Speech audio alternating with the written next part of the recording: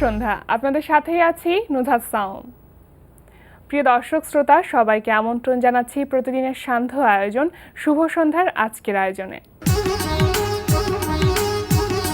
আজ শুভ সন্ধ্যায় থাকছে চলতে থাকা প্রদর্শনী, এনটিভি হাইলাইটস এবং বর্তমান সময়ের জনপ্রিয় নায়ক আরিফিন শুভর সঙ্গে আলাপচারিতা। প্রথমেই চলতে থাকা প্রদর্শনী।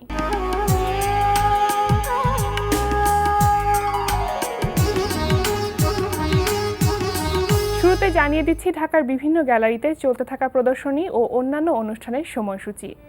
জাতীয় শোক দিবস উপলক্ষে বাংলাদেশ শিল্পকলা একাডেমি জাতীয় চিত্রশালার প্লাজায় সন্ধ্যা 7:30টায় অনুষ্ঠিত হবে ফকির লালন সাইজির ভাবশিষ্যদের সম্মিলনী ও ভাবগীত পরিবেশনা গুরু শিষ্য পরম্পরা বিশ্বগ্রাম পথচলা শিরোনামে মরমী গানের আসর।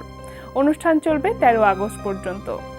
গুলশান অ্যাভিনিউর রেডিয়াস সেন্টারের বেস গ্যালারিতে প্রদর্শিত হচ্ছে শিল্পী প্রশান্ত কর্মকার বুদ্ধর একক চিত্রকলা প্রদর্শনী Mohammad Ali the legend lives on.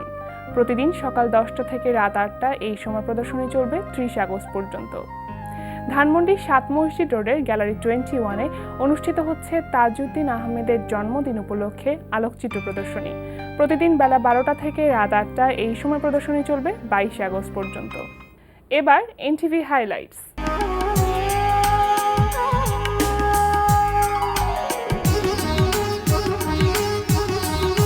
জানিয়ে দিচ্ছি কি থাকছে এনটিভির রাতের অনুষ্ঠান সূচিতে। সন্ধ্যা 6:45 দেখবেন বিষয়ভিত্তিক ধারাবাহিক অনুষ্ঠান উদ্দীপন।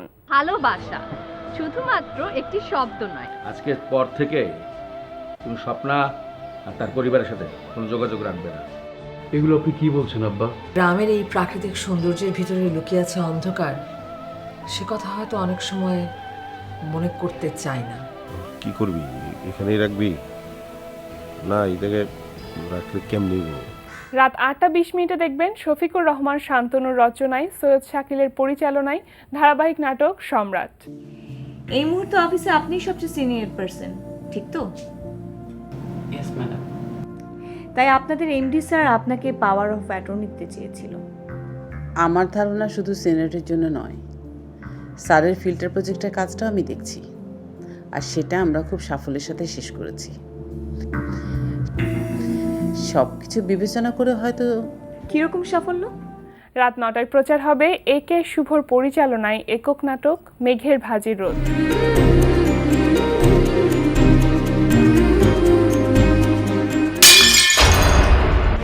আমি জীবনে সবচেয়ে বড় ভুল করেছি তোমাকে ভালোবেসে তোমাকে বিয়ে করে। তুমি রাখিকে ডিভোর্স দিয়ে আমাকে বিয়ে করো। তার মানে সুস্মি আগে থেকে আদনানকে ভালোবাসতো।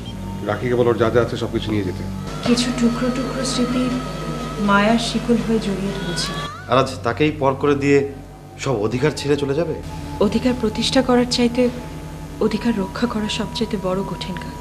আমি আর কোনোদিন তোমার কাছে কোনো কিছু লুকাবো না। রাত 11:30 রয়েছে ওয়াহিদুল ইসলাম শুভ্রর প্রযোজনায় অনুষ্ঠান ওল্ড স্কুল বিটস।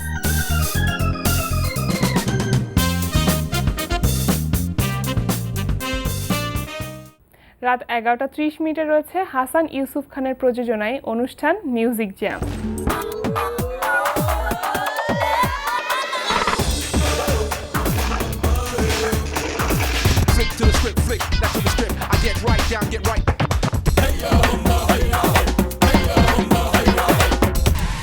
রাত 12:10 রয়েছে টক শো এই সময়।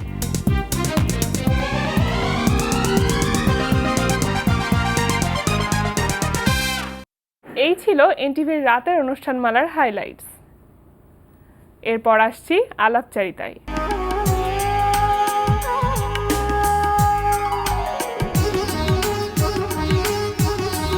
আজ মুক্তি পেয়েছে আরিফিন শুভ অভিনীত চলচ্চিত্র নিয়তি।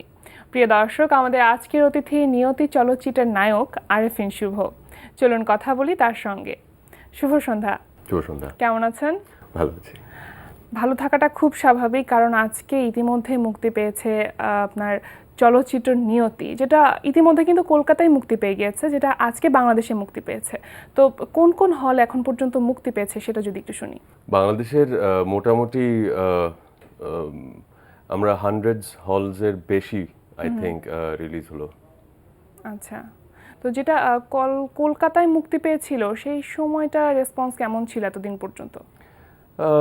কলকাতার রেসপন্স খুবই ভালো ছিল। কলকাতায় আমাদের যে নায়িকা ছিলেন তার একটা ছবি আগে থেকে রিলিজ হয়েছিল, তার এটা সেকেন্ড ছবি, আর আমার একদমই আমার ফার্স্ট জয়েন্ট ভেঞ্চার। তো সেই জায়গা থেকে যতটুকু গেলে আমরা হ্যাপি হব তার থেকে ভালো গেছে। আচ্ছা, এটা তো জাজের ব্যানারে। আচ্ছা, তো কেমন এক্সপিরিয়েন্স ছিল এই মুভিটাতে কাজ করে? আমার খুব একটা ইচ্ছের ছিল যে একজন পরিচালক আমাদের এখানকার রাজু স্যার, জাকির হোসেন রাজু স্যারের সাথে কাজ করা হয়নি আমার কখনো। ইন্টারেস্টিংলি ওনার সাথে অনেকবার কথা হয়েছে, বাট ব্যাটে বলে মেলেনি। আচ্ছা, ফাইনালি নিয়তির সময় মিলল। আমি এক্সপিরিয়েন্স বলতে গেলে এটা বলবো যে স্যারের সাথে কাজ করার এক্সপিরিয়েন্স অসাধারণ।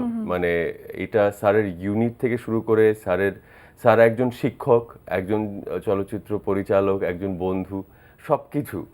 তো অসাধারণ এক্সপিরিয়েন্স। যেটা হয় যে খুবই হেকটিক থাকে আমাদের সিনেমার শুটিং। অনেকের ধারণা যে অনেক আমরা আনন্দ করি, কিন্তু অনেক পরিশ্রমের কাজ একটা সিনেমা শ্যুট করা। তো আমরা প্রায় 2 মাস শ্যুট করেছি বাংলাদেশে। সিংহভাগ বাংলাদেশেই শ্যুট হয়েছে। আচ্ছা, আমরা 3টা গান করেছি ইন্ডিয়াতে, শুধু হায়দ্রাবাদে শ্যুট হয়েছে সেটা। তো overall it was a wonderful experience. আচ্ছা, তো ইনভলভ হওয়ার গল্পটা শুনি যে কিভাবে, যেটা বলছিলেন যে স্যারের কাছ থেকে অনেক কিছু শেখার আছে, ইনভলভ হওয়াটা কিভাবে হলো, যেটা অনেক দিন ধরে ঝুলছিল যে না হচ্ছে না, কিভাবে টাইমিংটা সেট হলো? যেটা হয় যে আমাদের এখানে যেটা হয় যে একজন আর্টিস্ট উনি হয়তো বা একই মাসে কয়েকটা ছবির কাজ আমাদের এখানে করার একটা প্র্যাকটিস আছে, যেটা আমার নেই। আমার প্র্যাকটিস হচ্ছে আমি একটা ছবি শুরু করি, সেটা শেষ করে তারপর আরেকটা ছবি শুরু করি। মানে আমাদের এখানে ডেট চাওয়ার বিষয়টা হচ্ছে, আচ্ছা তোমার কি সামনের মাসে টাইম আছে? বাট আমার যেটা হয় যে আগামী অ্যাটলিস্ট 5-6 মাস ব্লক থাকে, বিকজ 2 মাস করে যদি ছবি থাকে তো 3টা ছবি মানে 6 মাস নেই। তো স্যারের সাথে যে কারণে অনেকবার কথা হওয়ার পরেও টাইমই মিলছিল না আমার। ফাইনালি নিয়তিতে মিললো, আগে থেকে কথা হয়ে যাচ্ছিল। প্রায় 4-5 মাস আগে আমাকে বলা হলো, তারপরে ডেট বের করা হলো, তো এভাবেই হলো। আচ্ছা, এই যে জাকির হোসেন রাজুর সাথে এর আগে যেহেতু কাজ করা হয়নি, এইটাতে টাইমটা মিললো, কিন্তু শুধুমাত্র জাকির হোসেন রাজুর ছবি এই কারণেই কি রাজি হয়েছিলেন, না আগ্রহটা আসলে কি কারণে ছিল?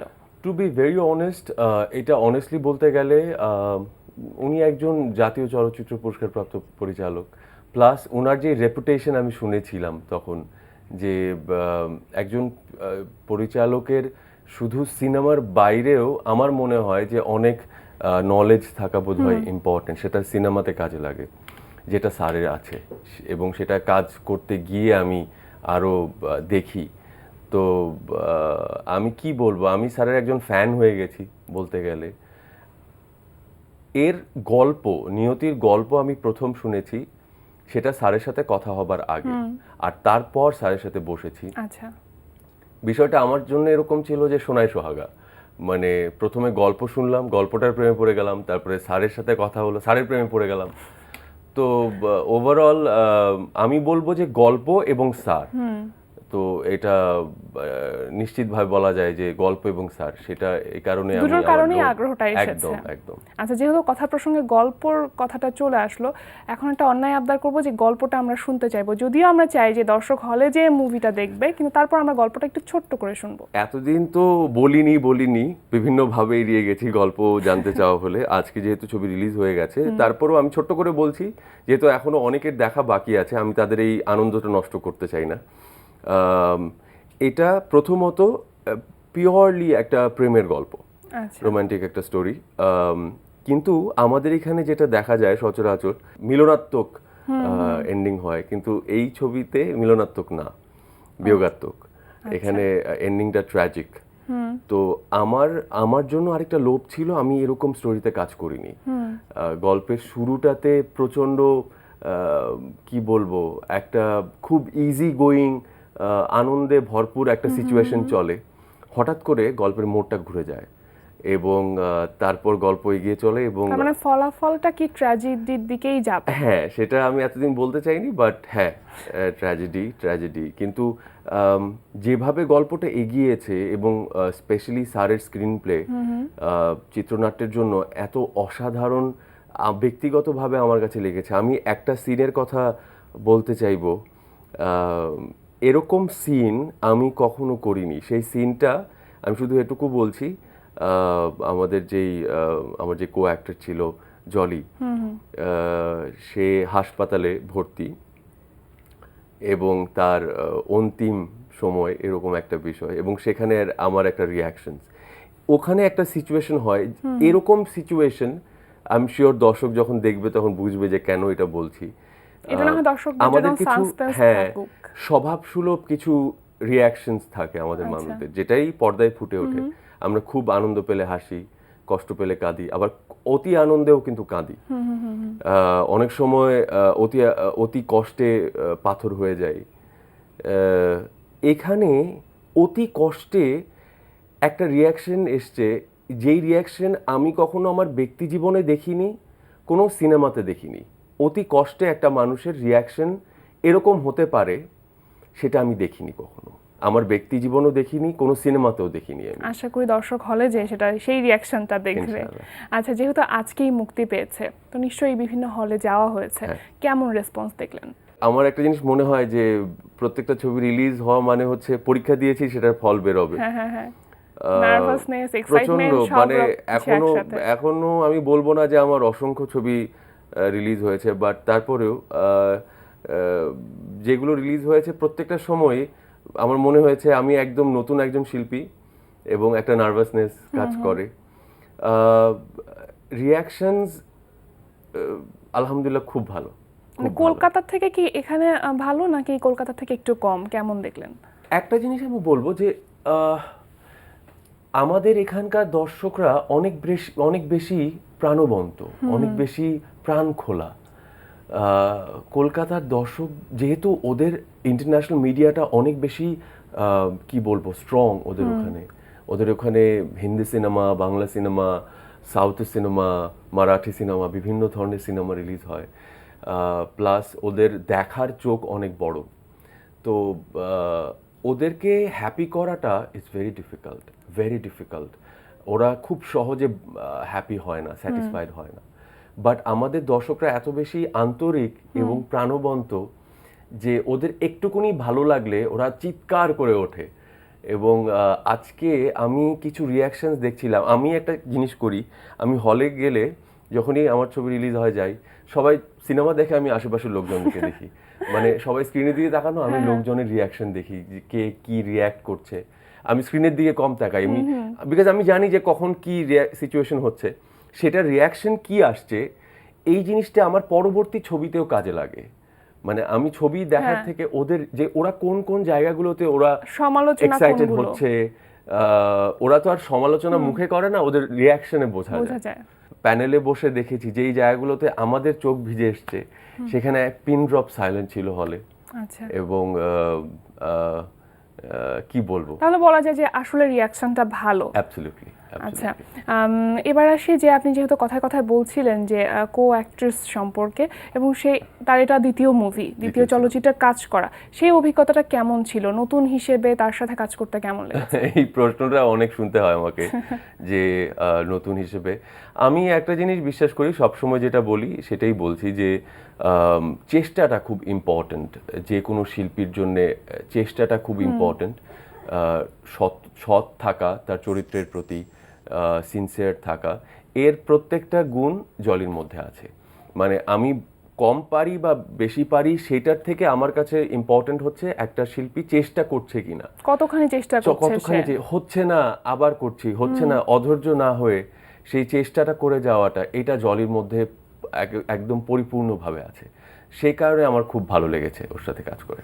আচ্ছা, জলি ছাড়া এখানে আর কাদের সাথে কাজ করা হয়েছে? জলি ছাড়া আমাদের একজন নতুন শিল্পী ছিল, যিনি আমার বাবার রোল প্লে করেছে। উনি বেসিক্যালি রিটায়ার্ড আর্মি অফিসার। উনি আমার বাবার রোল প্লে করেছেন। আমার মার রোল প্লে করেছেন ওপারের একজন শিল্পী, মৌসুমী ম্যাডাম, তারপর সুপ্রিয় দত্ত প্লে করেছেন, ওপারের শিল্পী জলির বাবা। তো এরকম ছিল, সব আর্টিস্ট এরকম ছিল। আচ্ছা, এবার একটু গানের ব্যাপারে আসতে চাই, যে গানগুলো তো অনেক সুন্দর, পিকচারাইজেশনগুলো অনেক সুন্দর হয়েছে, এবং একটি গান নিয়ে আলোচনা এবং সমালোচনা দুটোই হয়েছে অনেক সাধনার পরে। তো এই গানটি সম্পর্কে আপনার মন্তব্যটা কি? এই গানটার একটা ছোট্ট ইন্টারেস্টিং স্টোরি আছে। বেসিক্যালি আমরা শুটিং সেটে বসে গল্প করছিলাম, তখনও এই গানটার সিচুয়েশন আসেনি। যেই সিচুয়েশন থেকে এই গানটি শুরু হয় ছবিতে, এর আগে পরিচালক, প্রযোজক এবং আমরা বসে কথা বলছি যে এখানে যেই গানটি হবে সেটা কেমন হবে। তো পরিচালক যিনি রাজু স্যার, উনি হঠাৎ করে বলে উঠলেন যে এরকম এত কষ্টের পর একটা মানুষকে পাওয়ার পর গানটা যদি এরকম হয়, যে অনেক সাধনার পরে যে গানটা আছে এরকম যদি হয়, তা আমি হঠাৎ করে বললাম স্যার তাহলে এই গানটাই করি। তো না এই গানটা কিভাবে করব?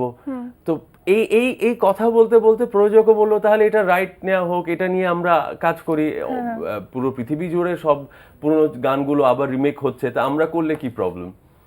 তো এভাবে বেসিক্যালি গানটা আসে। আর আমি যেটা বলবো যে দর্শক, এটা আমাদের জন্য চ্যালেঞ্জ ছিল, কারণ এটা already it's a superhit song. এবার আমরা যদি সেটা শুনতে এবং দেখতে খারাপ হতো তাহলে আমাদের জন্য অনেক টেনশন হয়ে যেত। কিন্তু থ্যাংক গড যে সেটা শুনতে এবং দেখতে দুভাবেই দর্শকের ভালো লেগেছে। অবশ্যই সেটা অনেক বড় চ্যালেঞ্জ ছিল আমাদের জন্য, যেটা এটাও আমাদের ভার্জনটাও দর্শকের ভালো লাগতে হবে। অবশ্যই, এবং নিয়তিটা অনেক বড় একটি চ্যালেঞ্জ। আশা করছি নিয়তি অবশ্যই অনেক ভালো হবে, ট্র্যাজেডি হবে না। অনেক ধন্যবাদ আমাদের অনুষ্ঠানে আসার জন্য। আপনাকেও ধন্যবাদ, এনটিভিকে ধন্যবাদ। আমি দর্শকদের উদ্দেশ্যে শুধু এটুকুই বলবো যে আমরা অনেক সাধনা করে একটা ছবি বানিয়েছি, ছবির নাম নিয়তি।